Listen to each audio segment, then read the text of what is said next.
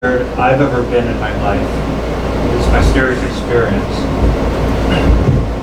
And I was in my early 20s, and I was sleeping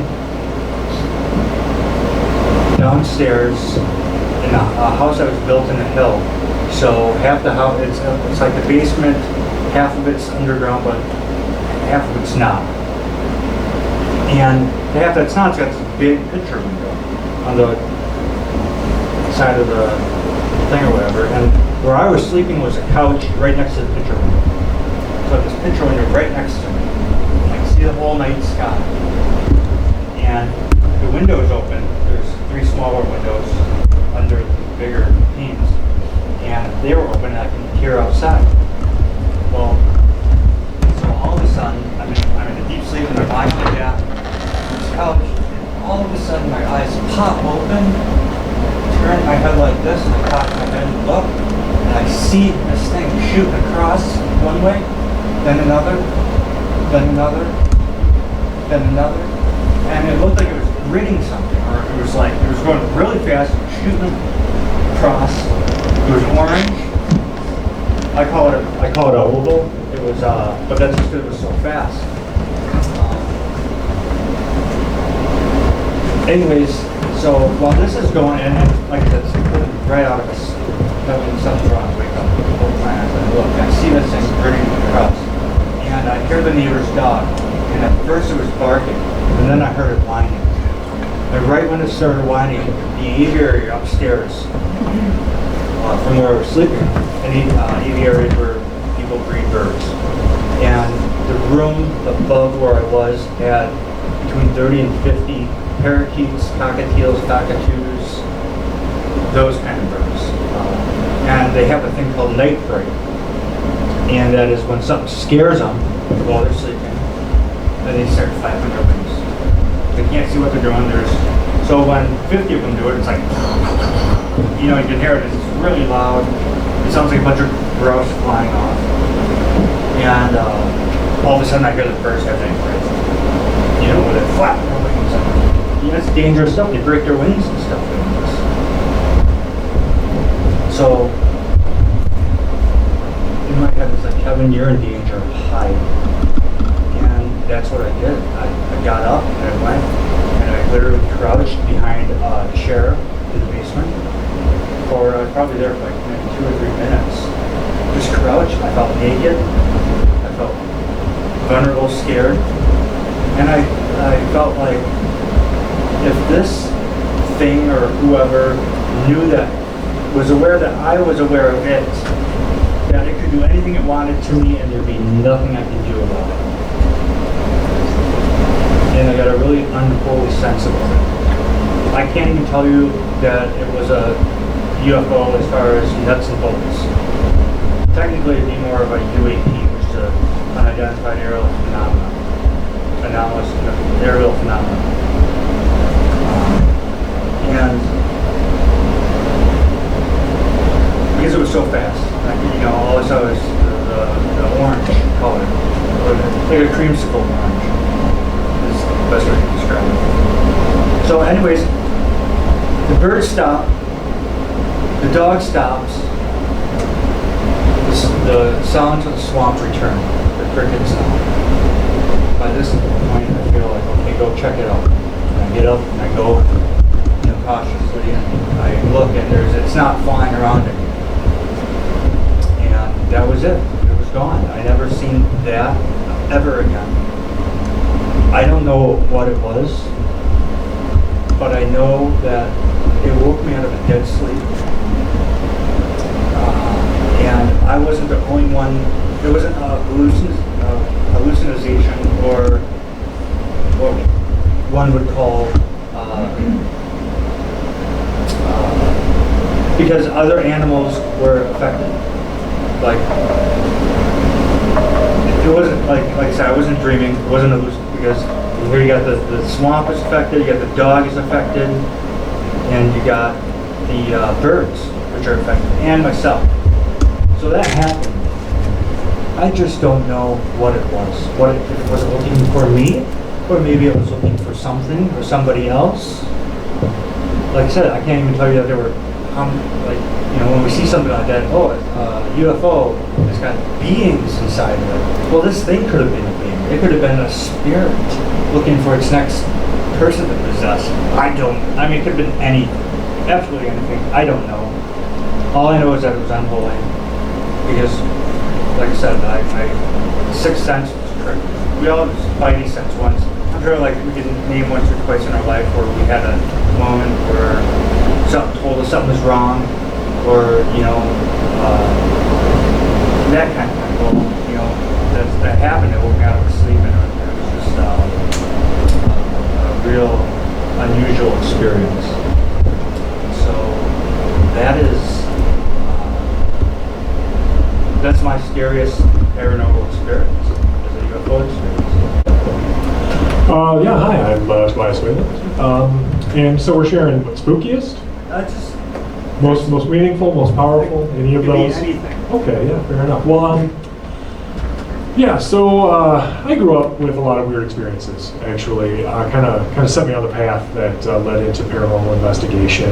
And you know, it's difficult for me to define those experiences as saying, you know, it was necessarily a haunting or alien abduction or any, you know, particular facet of this field.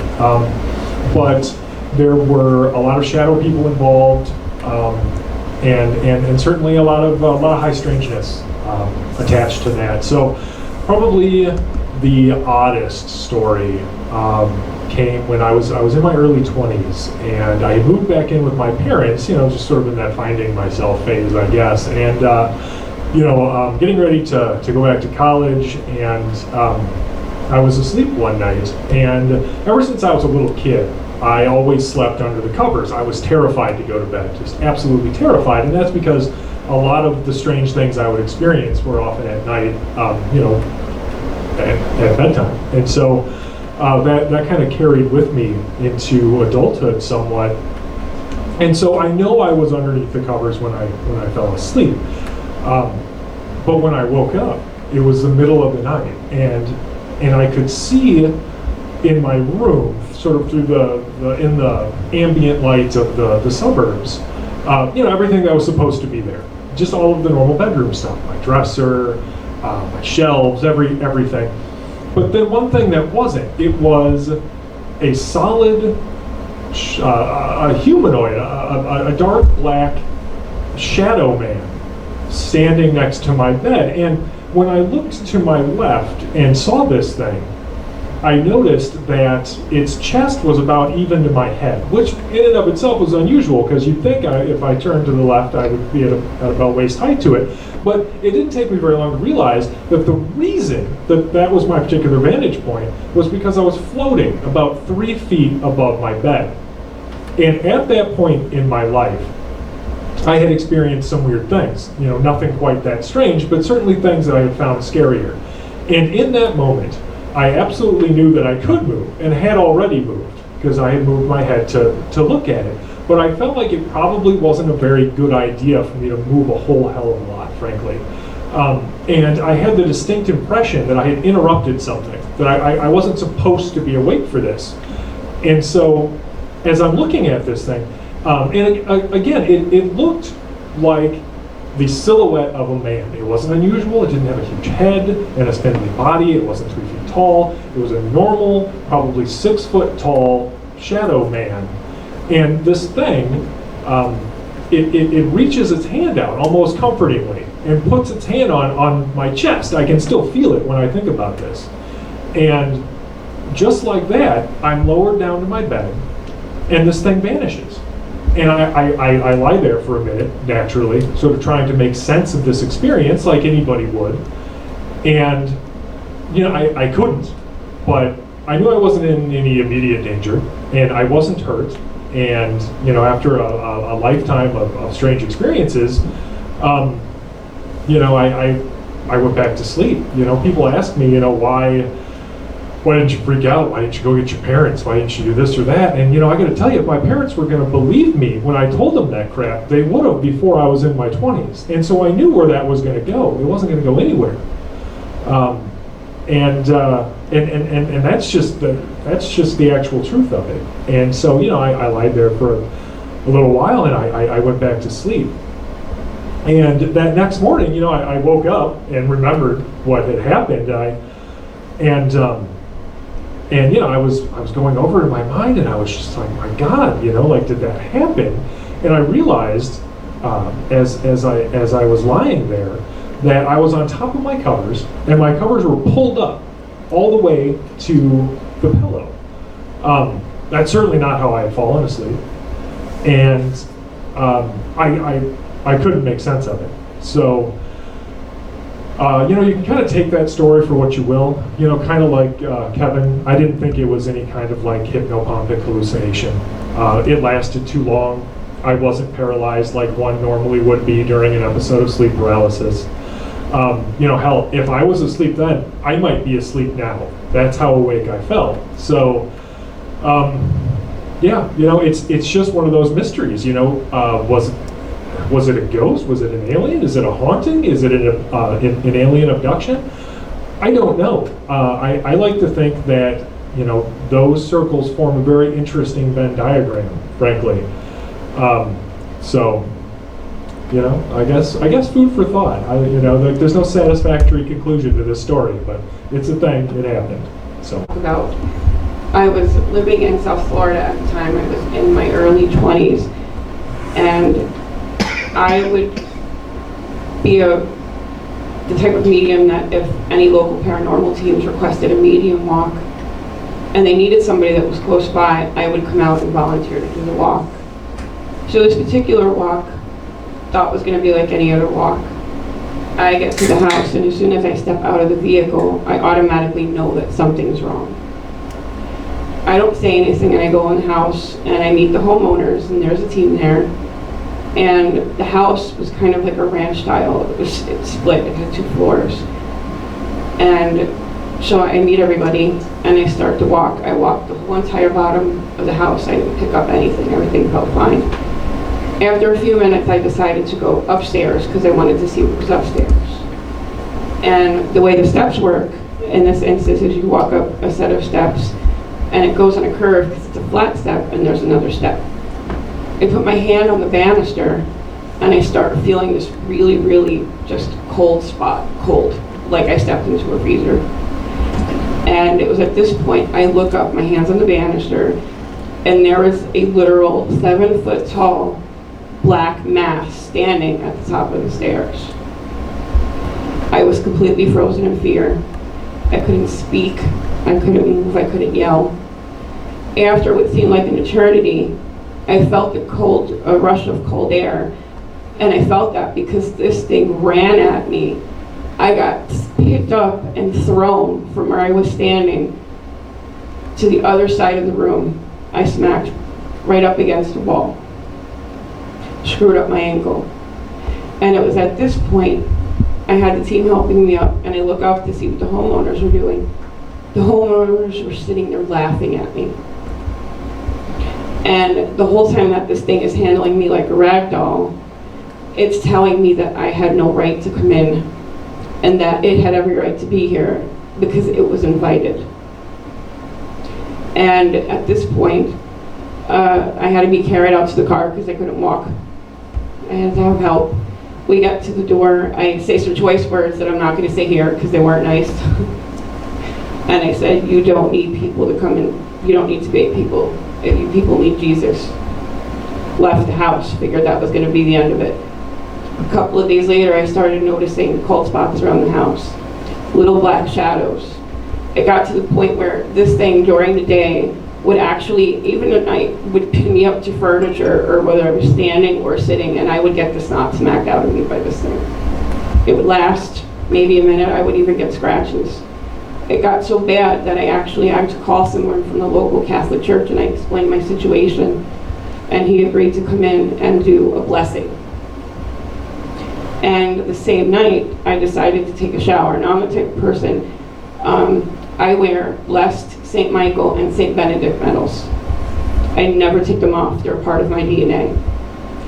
I had them on a ribbon. There was no way they could have came off. I'm in the middle of the shower when I feel cold breeze come in. I hear a clink. I look, my medals are on the bathtub floor. At this point, I got pinned up against the bathroom floor, and I got the bathroom wall, sorry, and I got the snot smacked out of me. Completely hysterical. So, after I was able to compose myself, I called the priest back up and I explained what happened. He came out and he did a blessing. It wasn't any kind of a rite. He just did a blessing, and I didn't have any more activity. And it's kind of one of those situations that where I talk about it today. I'm not going to lie, it gives me anxiety.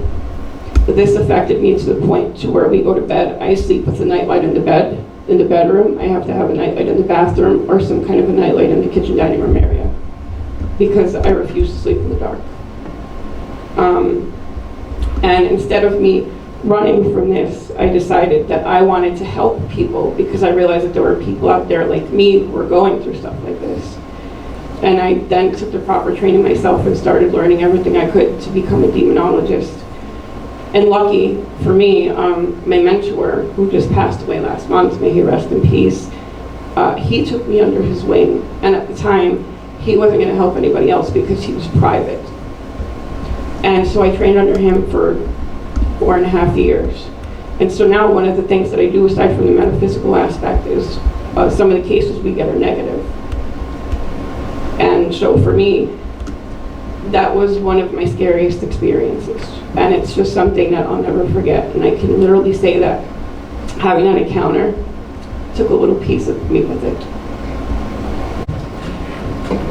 Most difficult part of this panel for me, and I've been running it through my head all day trying to figure out what to talk about, because a lot of the most meaningful or scary experiences would just be a spoiler for my lecture tomorrow, because I'll be telling all those stories tomorrow, 1:30.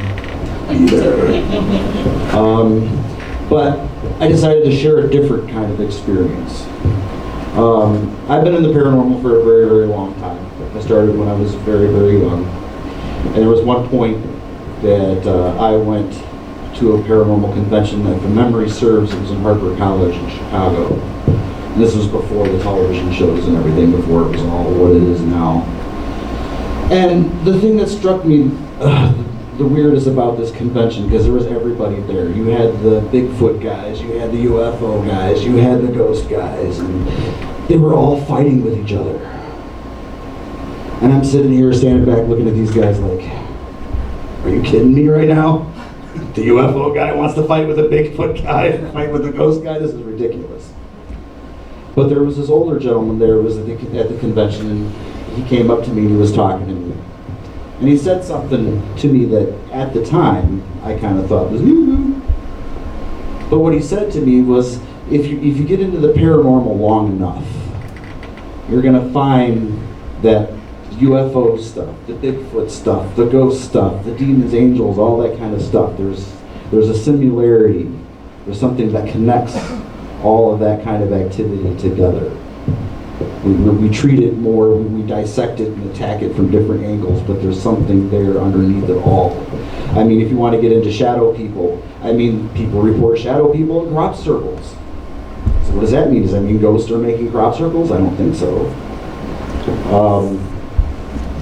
But since I'm limited on time, because that would be a whole nother lecture, the advice that I could give to everybody here, if you really want to start connecting some of the dots between all of these experiences, you really need to study and start understanding how the fourth dimension works. Once you start to understand how the fourth dimension works, it explains a lot of things pretty simply. Even in the scientific community, some of the things that they're seeing, studying particles and stuff that they can't explain. If you bring the fourth dimension into it, it's very easy to explain. So there's a lot of answers within that. So I'm not going to sit here and tie you guys up for an hour talking about it all. If you're interested, go for it. The funny part is I've had all kinds of paranormal experiences, including UFO. So I'm going to share a quick little UFO story, because that's the one thing I usually don't talk to you guys about. When I was little, I would probably, I don't know, I think I was about 7-ish, somewhere around in that ballpark. I remember just waking up in the middle of the night for like no reason. And I just had this irresistible urge that I had to go to the window. So I went to the window, and when I went to the window, what I saw were these strange lights in the sky. And I remember feeling absolutely terrified. So I ran and jumped back into my bed, do that Superman leap back into the bed, and hiding under the covers. And I was the kind of kid that thought to myself, well, if there really is something out there, what the hell are these covers going to do? I was lucky enough to have a bathroom attached to my bedroom at that age. The only catch was you had to go by the window to get to the bathroom. Well, I remember finally getting the nerve to get up out of that bed and run as fast as I can to that bathroom so I could lock that door and hide in there. I remember getting to the window. I remember, I can't tell you visually, but I remember there was something at the window. The next thing I knew, I woke up in the morning, tucked in all nice and neat in my bed. Now, I thought that was pretty strange, but when I mentioned it to my father, it got even weirder. Now, my grandmother and my grandfather, they're a very loving couple. I have a lot of aunts and uncles, like no joke, we're talking like 17. Grandma was always pregnant. But my father and all of my uncles, when they were kids, they all shared the same bedroom. He had a very similar story to tell. That when they were kids, they got woken up in the middle of the night. They saw strange lights in the sky. They were all scared. So they all jumped in the same bed together, or huddled together. And the next thing they knew, they all woke up, tucked into their own separate beds. Now, it was even interesting after that, my grandfather chimed into the whole thing, and he was like, he did a lot of construction and stuff through his life. He was working on a construction job down in Texas. And he was working late night, so he drove to the gas station, he wanted a cup of coffee, and he got a cup of coffee. And he gets back in his car. And the coffee was so hot, it was scalding hot, so he put it in a little cup holder on the dashboard, let it cool off for a minute. Starts driving down the road. He said he remembers seeing lights down the road. He thought they were headlights at first. And as he got closer, he realized it was something stopped on the road. So he pulled over to get out of his car to see what it was. Next thing he remembered, he was sitting in his car, there was no lights on the road, and his coffee was cold. So I fully believe, and I did have one up and close visual of a UFO once. And the only thing I will say about that is the one time I did actually see a UFO where I could see detail. I can't say that I believed it was alien. It looked something more like something we would build than it did to me as alien at one time. But it was stereotypical UFO. It was one of those the triangular shaped ones that are real popular. There was a stint, I don't know, 15 years ago or so in southern Wisconsin, and that's when I saw one. But when I saw it because I was practically underneath it. It just seemed to me, it seemed more like constructed, rivets, bolts kind of construction. So like to me. the TR-3B? Yeah. Something like that, yeah. That would definitely, I almost would say that experience, I think, was more government. Thank you. Well, hi everybody. I'm Jean Broida from the St. Louis area. I'm going to tell you something I've never told anybody because I can tell already we're going to be best friends this weekend. Like Jen, I learned at an early age that I had psychic talents, not as early as she did, but by the time I hit puberty, as many people do, I was drawn toward tarot cards and got a deck, and the bookseller gave me a book to go with it, and discovered that, like any of us really, I had talent, and when you exploit a talent, when you exercise a talent and develop it, it gets stronger. So my teen years were not obsessed with reading tarot cards by any means, but along with mysticism, which I practiced, I found the paranormal section of the library. Not my school library, which didn't have one, a paranormal section, but the college library. And all of a sudden, new doors of perception opened. Fast forward now to when I'm 27. I've been camping in the Upper Michigan Peninsula, and I've met a guy at this event who claims to be a white magician, Wiccan witch, and we ended up getting married. We eloped from that event, and on the way back to his farm in Columbia, Missouri, we camped in deep woods in Michigan. We were not in the Upper Michigan Peninsula now. We had traveled south toward Missouri, and we were en route in very deep woods. We had stopped for dinner at a KFC and had a bucket on the back of a motorcycle with my backpack, and he had panniers on it. Overloaded Honda 350 CB, heavily overloaded bike. We didn't care. We were young, songs in our hearts. We had our dinner.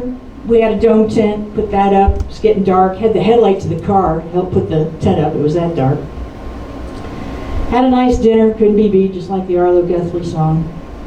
Went to bed. And before we went to bed, we had leftover chicken bones. And you know how it is after you eat a bucket of chicken. There's stuff left over. You don't eat everything. So there was a flat rock out by where the tent was. And my first ex-husband said, let us put the remains of our meal here on this flat rock. It looks like an altar rock to me. I'm going to designate it an altar rock. We're going to bless this stuff and go to bed. And we did. So I didn't think any much of it. I was new to this whole witchcraft stuff, new to magic. I didn't know anything about it, but I was all in because he was very persuasive and he was very genuine. So got up the next morning, it's time to go before the police come and find us camping illegally off the side of the side road. And I'm pulling up tent stakes off this dome tent. If you've ever done that, you know that every corner has a stake, and I'm pulling them up. And I looked down after the last corner. This was a hex, so there were 6 of these. And after I pulled the 6th stake, I looked down and I'm looking toward the doorway. I just stumbled out. I'm not a morning person. I stumbled out in a fog. Time to break the tent. He's loading stuff up. I'm bumbling around, doing my thing. And then I noticed by the door of the tent, lying almost pretty much ritually, there were 4 creatures lined up by the doorway of the tent. There was a little fish. There was a little bird. There was a little lizard. And there was a little squirrel. And they were all like babies. All of them were baby animals. And they were all lined up, head to foot, in a row by the door of the tent. It's a miracle I didn't stumble on them when I came out. This was pretty strange, even for me. I'd seen a lot of strange stuff by then in my life, but nothing like this. And so I said to Jack, what do you think about this? And he said, I've never seen anything like this. But I think the elementals, the spirits of the woods, liked the dinner we left them and have left an offering of thanks. Well, I couldn't get this out of my head for a while. How this had happened, it occurred to me, was he hoaxing me? Was this guy hoaxing me? I mean, I just met him. We're eloping. I don't really know him. He seems genuine. This is just so freaky deaky, I can't explain it. How could these 4 little animals end up all together, all deceased, with no evidence of carnage? It wasn't like wild animals had drugged them here. To this day, I can't explain it. But other very strange things happened in the deep woods camping. Hi, I'm Emily Wayland, and I'm going to share my first real paranormal experience. So I would have been around 24, 25 at the time, and I live in Madison now, but this was a few years ago. I think it was about 2012. And the fall prior to this experience, in the spring of 2012, my grandfather had passed away. And as we all know, that's difficult for everybody. But I lived in if you're not familiar with Madison, much of the city in the downtown area is all old houses. It's rented to college students. So mine was a first floor flat of an old house, and my room happened to be in the basement. And I actually had 6 bats come in during the year. So I had kind of a weird sleeping arrangement. I had a mosquito net over my bed, and I would leave some lights on, and I left Vicks all over the room. So this is just, I didn't sleep much there. But one night after I had gone through, we're all in our 20s, we have a breakup. I was kind of coming out of sleep because I would do that to check for bats. And all of a sudden, I'm like up, like if I'm facing this wall and I'm laying back up, I kind of got up and propped up on my side. And I could see a shadow figure, and it was like very dim morning light coming through the window. And there was shelves on a wall, like full wall of shelves, and I could kind of see them through, but it was mostly shadow. And I could make out some details on the shadow figure, and my grandpa had combed over hair, like very thick glasses, cleft in his chin, and a sweater. And he spoke, and he was just like, "It's a shame you guys couldn't get along, but you'll be okay." And then I think I was kind of coming in and out of sleep, so I wasn't really sure, I was like, "Oh, okay," so I was comforted. And I kind of went back to sleep, so I didn't really see him come or go. And I like this experience because for many years I wrote it off as like a dream. And I think a lot of us who experience these things kind of write things off that way, because it's something that you can't just tell somebody at lunch at work. So, but it's just one of those things where it's like, I know what I experienced, I know I was awake, and it's probably one of the more nice paranormal experiences one can have, so I find it worth sharing.